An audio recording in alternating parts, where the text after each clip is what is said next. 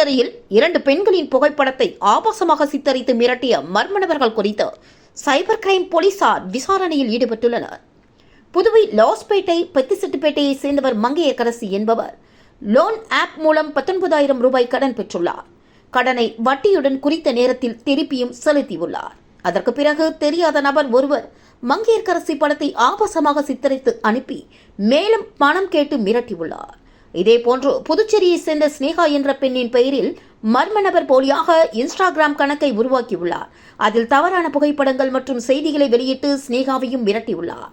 மேலும் Aadhaar enable payment system என்கிற முறையை பயன்படுத்தி புதுச்சேரியை சேர்ந்த ஹரி சுப்பிரமணியன் என்பவரின் வங்கிக் கணக்கிலிருந்து சுமார் 2,500 ரூபாயை மோசடியாக எடுக்கப்பட்டுள்ளது.